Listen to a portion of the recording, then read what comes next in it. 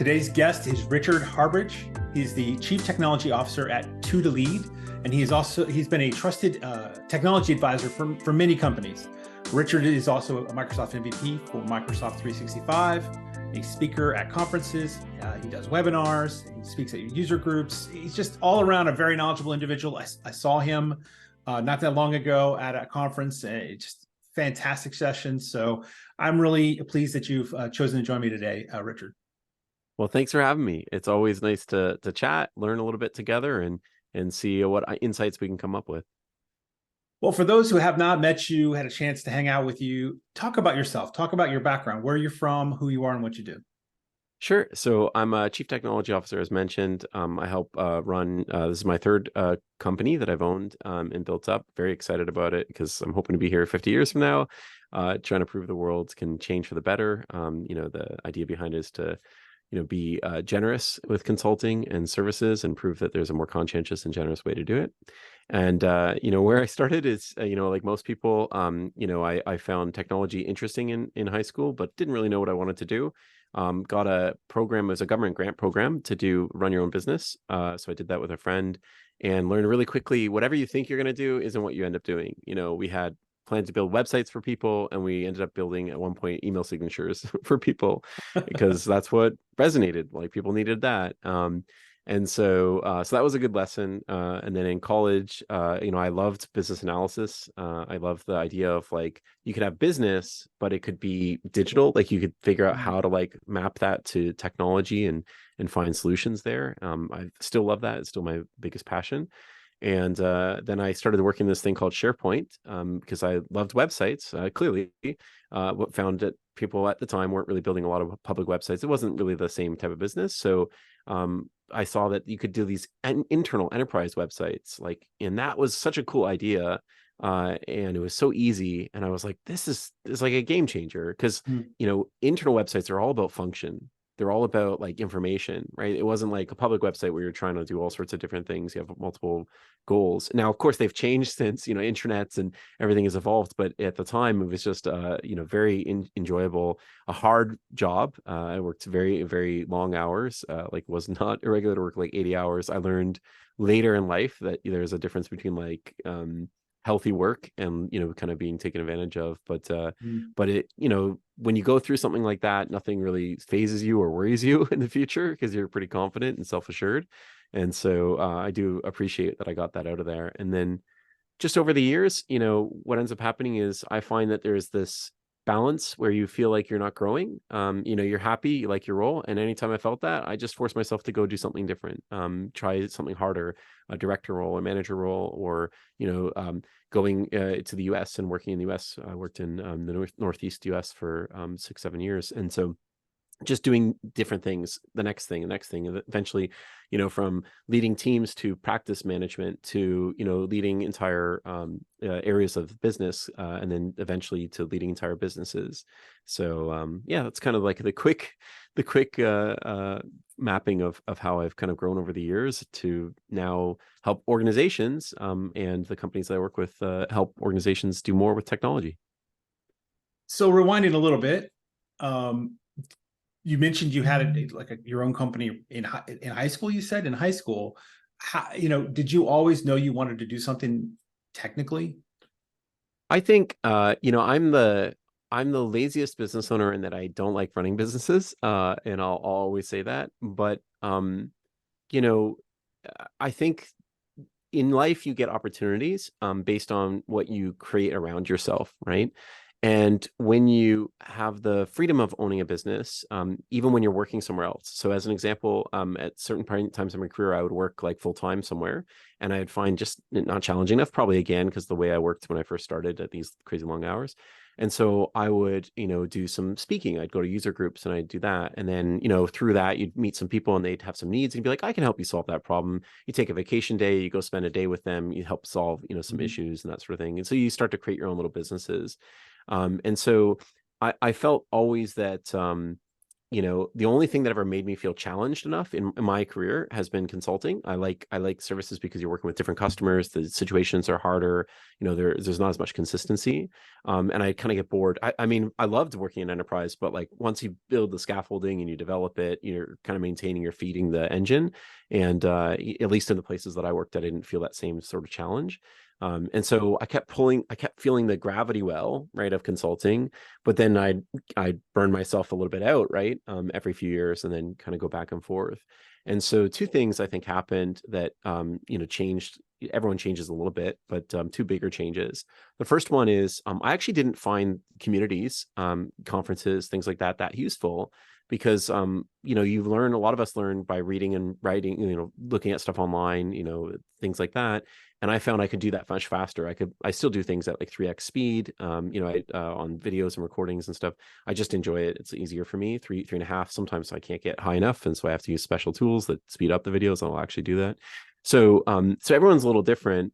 But what ended up happening is I had this debate one time. I was at a user group, and this is maybe like the third one I went to. And I just wasn't really feeling it. And the debate was on this topic of governance, technology governance. And I had, particular experiences and opinions. This other person, who's a wonderful person, his name is Ruben Gotts, had other perspectives and experiences. And, for me, it wasn't like an uncomfortable debate. It was just a debate where he had very different perspectives, and he reasoned over them. He was very clear. And it came up like in a few weeks after that, I was having a conversation with a customer, and it came up, and I was like, he's right about some of these things. So I felt the change and like how I approached, because of, whatever it was, a 30-minute conversation I had. And when I felt that, I was hooked, because at that point you realize like we're all, we experience things and we learn through that experience. And communities and other people, especially outside of work environments, have so many stories and perspectives that are so different than our own. And at that point onwards, I would speak at conferences and I would attend conferences. I just enjoyed these little stories people would tell me, or these perspectives that were surprising to me. Like, and I would have to find a polite and effective way to either convince them maybe I'm right, or explore that and maybe reflect on, I'm incorrect, right? I'm ignorant of some perspectives or ideas. And, over the years, that really changed how I work, because, it changes how you think in your own work environment, like how you talk to others, but it also means you pull on a much larger network outside of your workplace. And that, helped me add more value wherever I worked as well. So, the community piece of that was a big part of a big change that I went through, for sure. That's very interesting. Communities, it's fascinating to me that how much information we give away for free, right? That we speak on topics, we have user groups and conversations like that. We'll swap war stories and how we solved a really, really hard challenge, because I mean, there is some gratification in sharing that you overcame something really hard, right? But also somebody now is learning from you. Oh, wait, I should try that. And I used to go, I've been to Microsoft Ignite and other conferences many, many, many times. And that, to me, the sessions were really great, but the opportunity to walk up to a booth and say, hey, can we whiteboard something and talk through a challenge I'm having, or can you give me a fresh perspective, because I have not been able to solve it. I've been banging my head against the wall, banging my head. And you're right, that community opportunity is huge. I don't know that it's unique in tech, but I think we've taken it to a very, very high level of engagement, especially since COVID, much higher level of engagement since COVID. Yeah. And people, in tech, we're digital. So, while it's wonderful to do all those things in person, I still to this day, I do like every week I have maybe like 3 or 4 chats for 30 minutes with different people, and I'll pick them sometimes at random, people that are just interested. Maybe I was at an event and they reached out, or there'll be people that I'm really keen on, like some speaker or someone who wrote like this amazing white paper or research paper on AI recently, as an example. And people are really friendly. Like if you have to message them a couple times, but eventually most people, all these people I was big fans of and kind of intimidated by, you eventually figure out pretty much everyone, they're just normal people. And if you can get them on a 30-minute call, as long as you're adding a little bit of value and listening well, most people enjoy it. So I found, to your point, the tech sector is interesting because we're a little bit more tech friendly, and because of that, it actually makes us a little bit more accessible, in my opinion. So you mentioned something I thought was also fascinating because it's something I've experienced a little bit as well, which is that draw of the significant challenge that consulting brings. You get hired to solve a problem, and it's probably it's rarely the problem they hired you to solve. It's because they didn't really realize what the problem was. Sometimes it is, but sometimes it's bigger than they think it is too, right? There's really significant challenges. I did consulting for many years and absolutely agree with you. Those hours are crazy. And then the flex over to supporting internal. So at what point did you realize that you were doing that? Like, was it conscious that you realized you were bouncing back and forth? Yeah, I think you can, there's a few things, right? One, we learn from others around us. So sometimes when you just have a caliber of people around you, like that's an amazing environment. And it doesn't matter whether that's internal, external, it's the people. And a thing I've learned is that there are, other MVPs, there are other people I've been lucky enough to work with. And, the amount that I learn in an hour co-working with somebody who's like smarter than you in all these different subject areas is just amazing, right? Mm-hmm. When you're the smartest person in the room, to be honest, it's not the greatest experience because then you're not really learning, you're not developing.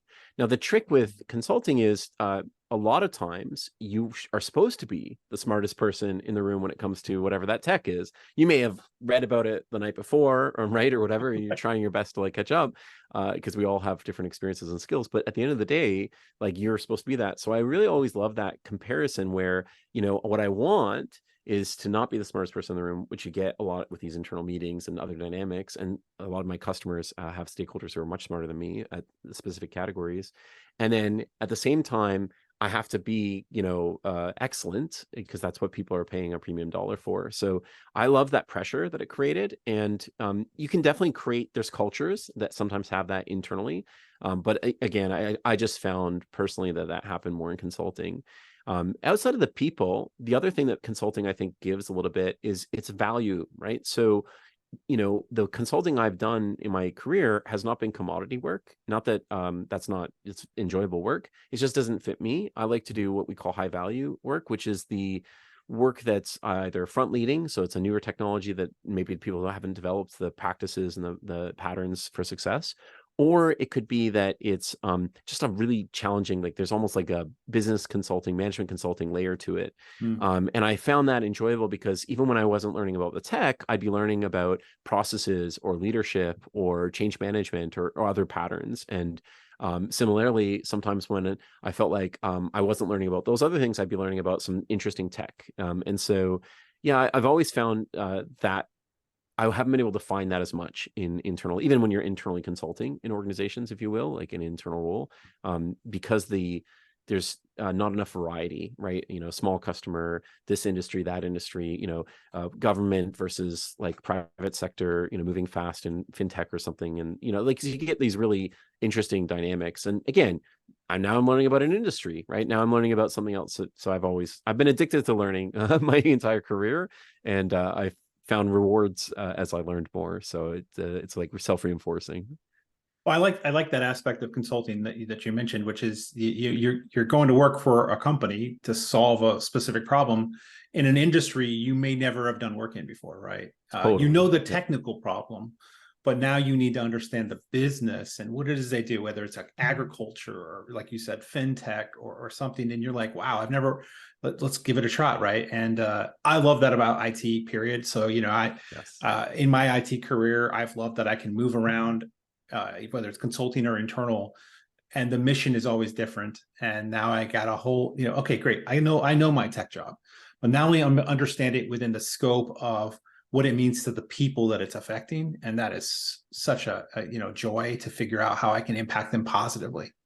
Yeah, absolutely. So, you said you've owned a couple businesses. What's drive, but you also said you're a lazy business owner. You don't really like that aspect of it. Yeah. What has driven you to start the businesses? I think there's a few things to think about, right? You don't need to be a business owner to be successful and happy. You can be a principal and just work really hard. But I do think you need a path, if not to equity, to something that you can maximize your value, whatever that is, and be rewarded for that value. So I do think a lot of people don't chase that, and there's different directions I would suggest for that. two things. The first one, I have everyone is motivated by different things. I have always had a vision.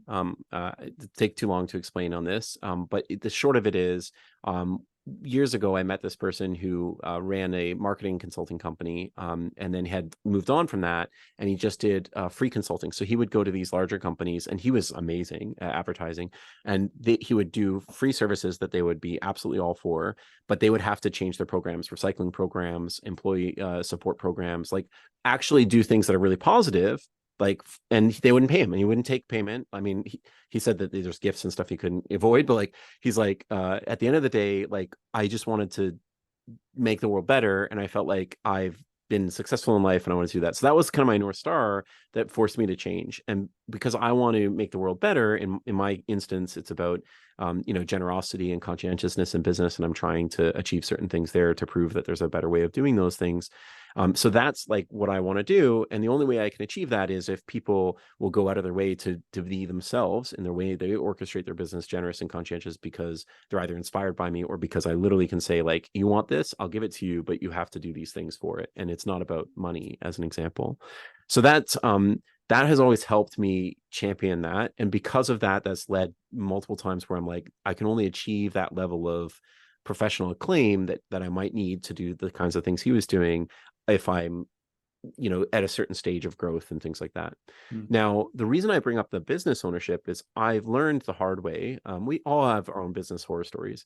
At the end of the day, you should work with someone if there's no money involved. And that's a really important distinction, because business is hard. And when you run a business, even if you're a small part owner or a large owner, at the end of the day, rarely are you the only owner. And if you are, you won't scale that. Probably you have to find a different dynamic over time.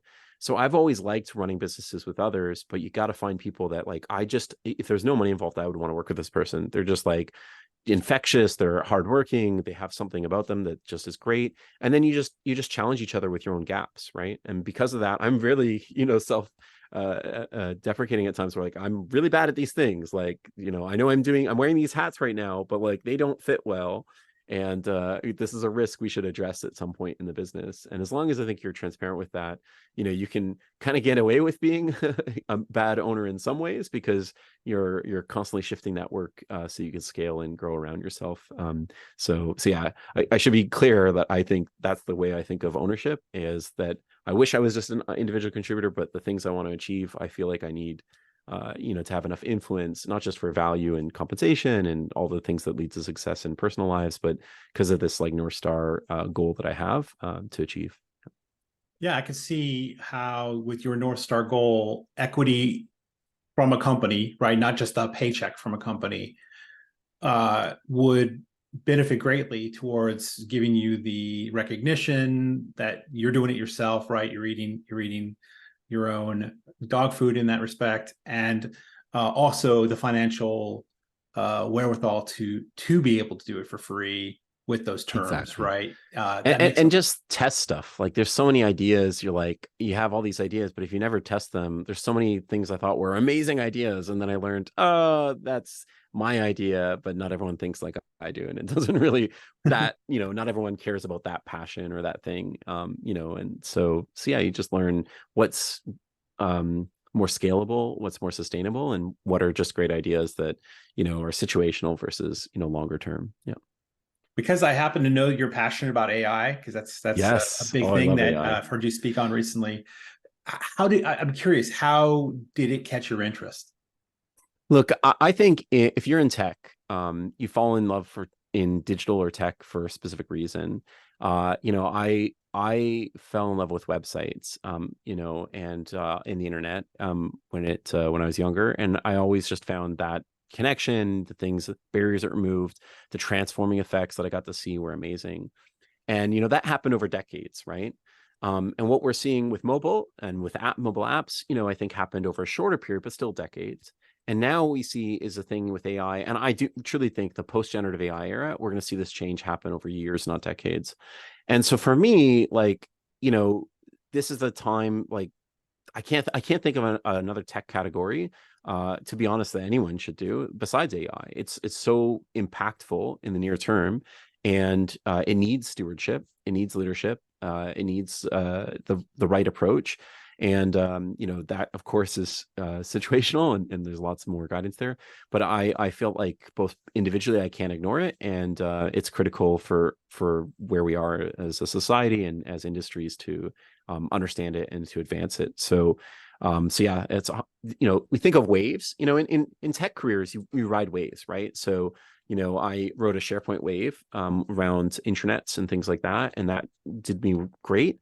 I would have rode the wave of internet websites before that. I was just a bit too young. And now I see this wave now with AI. We had a low code, sort of still going, a low code wave with like Power Platform and things like that.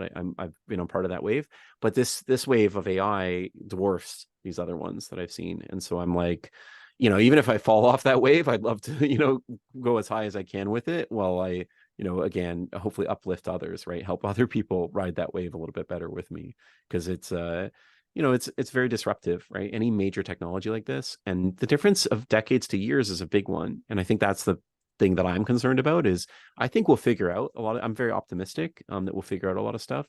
I think the trick is we have to go quick, both policy. I know there was a big change in the US with the the big changes that just happened now, which is great to see progress on that front. So there's a lot of things happening around the world with AI, but we got to move faster. There's so much that's coming, and I don't know. I spent last 6 months like just heads down in so much research. Like it has absolutely taken a ton of my time. But if I hadn't done that, I feel like I would. I don't know how anyone else can catch up with it. It's like just there's so much to understand and know in the space of how AI transforms different things and how fast it's changing in the near future. So Yeah, transformative is the key word, right? yeah. It's going to change everything, and there are lots of things to be concerned about in the governance and policy realm that aren't getting ironed out fast enough and need to get ironed out much faster than they are. And that's not just the US, it's everywhere, right? That Yes, absolutely. government in general around, and no matter where it is slow to move, and that's great. That's actually not a bad thing most of the time for their population, right? And they are more measured and considered, and when they try to decide what the policy impacts will be. But AI is going to impact us one way or the other, and hopefully we can get ahead of that in some of the challenges or ways it can be used negatively, and can mitigate those before they happen. Yeah, it's really hard because a lot changes, but some things don't. And I think sometimes we need to be reminded of like our intent doesn't change, and it's at the core of AI. So we can have really positive intent, and AI can bring families and society and people together because we can understand each other better in theory with AI, right? Because it helps me write better, it helps me communicate more clearly, and other people understand that. Just like social media, it can also drive us apart, right? Because if some people's goal is to create more divisiveness and other things, if there's malicious intent, just like positive intent, it can be greatly amplified by AI. And a lot of the things we're talking about are just ways to enable people to still express their intent, but to do it in a way that's responsible or safe, which is a hard term for other people. And in an enterprise, it's actually a lot easier because we actually assume positive intent in enterprises, which is great. And we just have to worry about some edge cases. But like in public, that's a really different dynamic. And I do worry about public AI, especially. I'm not as worried about business AI, to be honest. I think there's a lot of reasons to be optimistic in that pathway. As long as the business doesn't misuse the data that the AI is based on, right? Yeah, or now we're talking about like where does the money go? Like if you're displacing workers because you are creating more productivity instead of like growing the business and growing the scale and impact of what you're doing, you're like, hey, let's just kind of be more performant and reduce headcount. Well, then yeah, that's going to reduce workers. It's going to have job impacts. The only thing I could say is, hey, it goes back to my North Star. I just want business to be more generous and conscientious. And I think rarely do those things align with, it's a collaboration first focus on AI, not a replacement focus on AI. That's going to be, I think, both more sustainable and more profitable for businesses. And, obviously that's what I'm all about, right? Is can we do more of that and a lot less of the replacement? Because, there's 10 to 20 number of opportunities for collaboration for AI for every one replacement one, right? And it's 5x more financially effective for return on investment if you're focused on a strategy on collaboration versus replacement. These are like known facts. So like there's a lot supporting what I'm stating, but that doesn't mean everyone understands it. And I've had a lot of interesting conversations where I'm like, oh, that's an interesting idea, but here's why that's like a minefield, and that is not the right usage case for AI or this scenario. So, we all have interesting stories. The more we can guide people the right way, the better.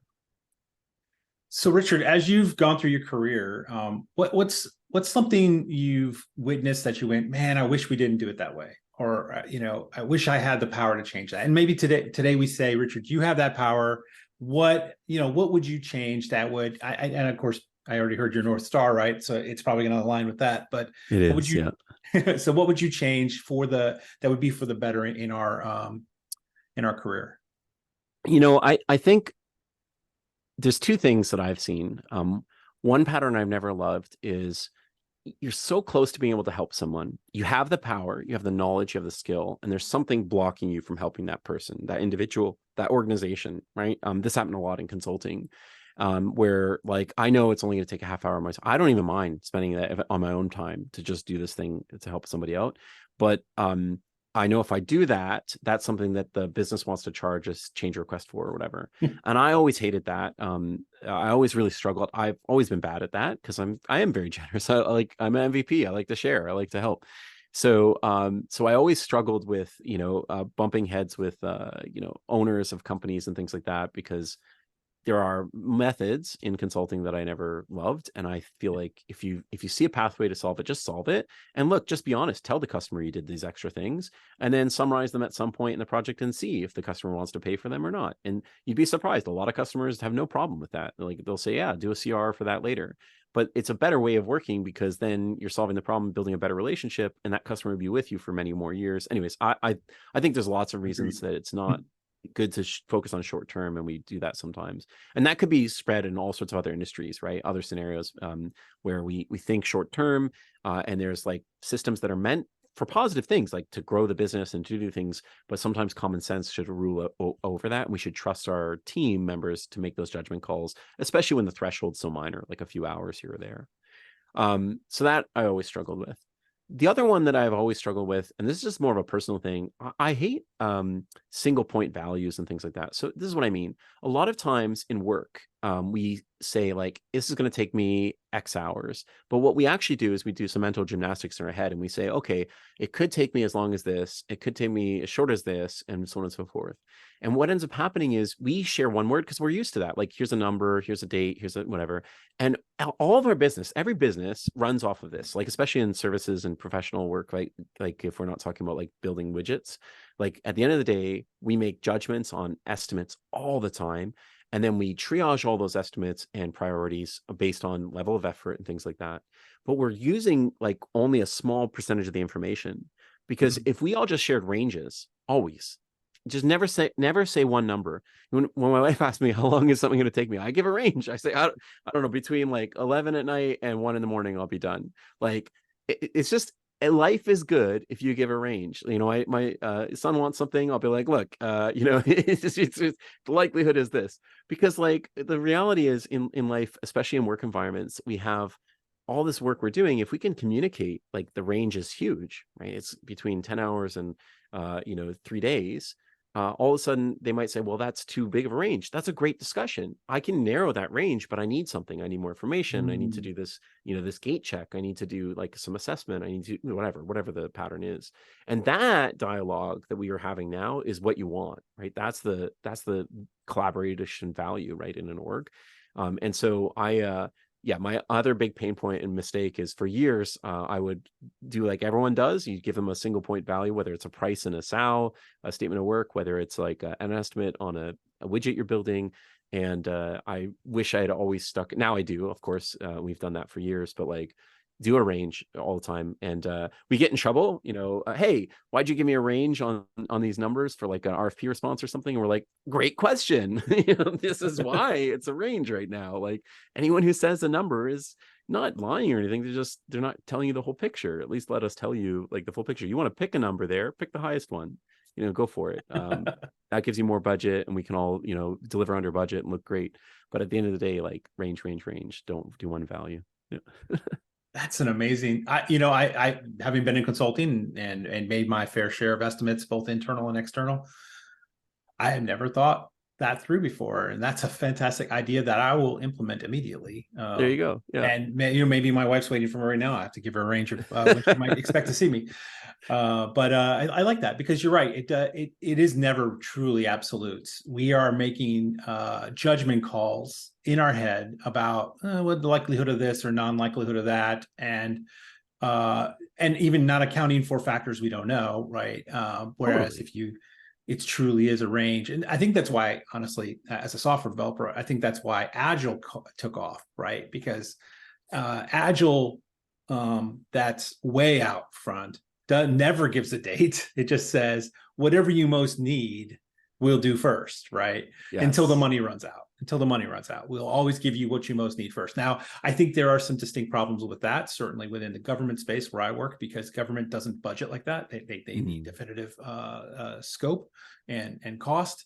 But I think they have some things right in that approach from a realistic view of what it's going to take. Yeah, contractually commit to something, but that doesn't mean you can't over communicate, right? And it always is better to over communicate. I haven't seen a scenario in life where it's not better in the long run. Now, in the short term, there's totally advantages. Like if you do a power dynamic, I have information you don't have. Like there's ways you can use that. Obviously, going back to my opinions on generous and conscientious, there's some perspectives I have there. But at the end of the day, we can't ignore that power dynamic, and I think that's where a lot of this also stems from. But yeah, it's these little things, right? Like maybe we were chatting at an event, we have this little discussion, and then you remember, and now maybe the next time you do a single number, it changes. There's like I could spend a whole day just talking to you about like this metaphor, this scenario, and they're sticky. They stick in your head, and you never forget them, and then they change how you operate, how you work. Yeah. For the better. For the better. Well, hopefully, for Yeah. your better, whatever your better is, exactly, Right. because that's different for everyone. Yeah. So what's next, Star? What's coming up in the new year for you, Richard? So I think, we have some really exciting time ahead of us. We're doing a lot of Microsoft Copilot. We're helping a lot of customers like use AI at scale in their organizations. We're doing tons of like, I find the solution work really fun. So we're doing a lot of like lowercase p processes and businesses. Copilot is interesting initially because everyone's like, oh, I can do this better. I can be more productive in my normal flow.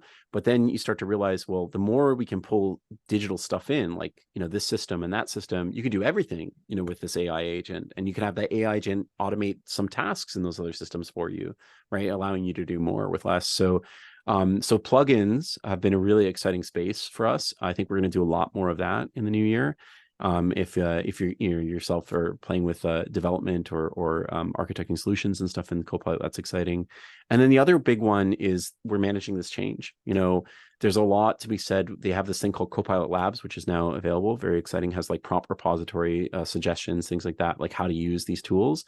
It was really useful in these previews with customers where we're teaching them Copilot because it's a very community champion driven thing, right? Because one, people don't really learn from non-management on IT. And then two, when you're teaching people, how to work differently, a lot of it comes down to situational guidance, right? And that's coaching, that's peer to peer, that's, champions.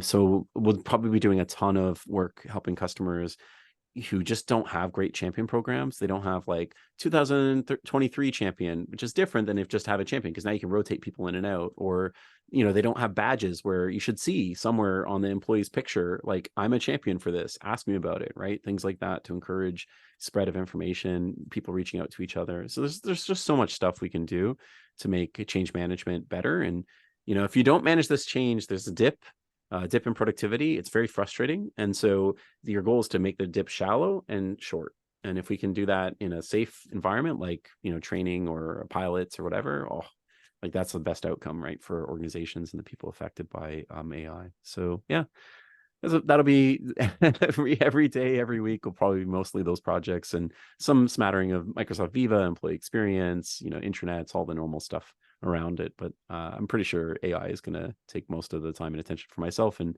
a lot of our team. Awesome. Well, Richard, I want to thank you for coming on the podcast. It's been great catching up with you and talking with you, and all from a chance meeting at a conference. As you said, the community is the way we interact and meet each other. So thanks again for coming on the podcast. Thanks for letting me share, and I hope this inspires or gives some people ideas. If it did, share with others, and spread the wealth of learning and knowledge. Thanks so much.